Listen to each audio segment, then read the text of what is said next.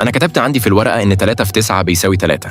زميلي اللي قاعد جنبي سألني عملت إيه في الامتحان؟ قلت له الامتحان كان سهل قوي، بس في الحقيقة أنا جبت 0. أبويا اتجنن مني، انفجر غضب عليا، بس أنا ما حسيتش بزعل. المدرس طلب مني أقرأ الدرس بصوت عالي، قلت له إن الحروف كانت بترقص.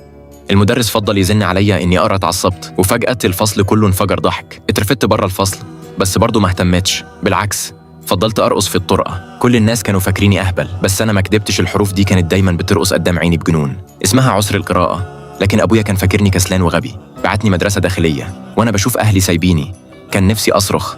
امتنعت عن الأكل والشرب وكنت بهرب الحمام أعيط. المدرس كان بيرمي عليا الطبشور وإيديا كانت بتضرب. نقطة التحول كانت في حصة الرسم. المدرس وزع ورق فاضي وقال لنا نبدأ براحتنا. فضلت أبص للورقة ومش قادر أعمل حاجة. المدرس لاحظ إن في حاجة غلط، ما زعقليش، قلب كراستي بسرعة ولاقي كل الكلمات اللي كنت بكتبها غلط مكتوبة بالعكس. ساعتها فهم إني كنت متفاهم غلط. المدرس حكى حكاية، كان في طفل بيكره القراية، يمزق كتبه، يكسر أقلامه ويشوف الأرقام على إنها عناكب. وسألنا مين الطفل ده؟ الفصل كله انفجر ضحك. أنا اتوترت لأني كنت الطفل ده، بس المدرس قال إنه كان أينشتاين. رفعت راسي فجأة. في ناس بتشوف العالم بطريقة مختلفة، بس في الحقيقة هم عباقرة. وأخيراً ابتسمت في الحصة اللي بره.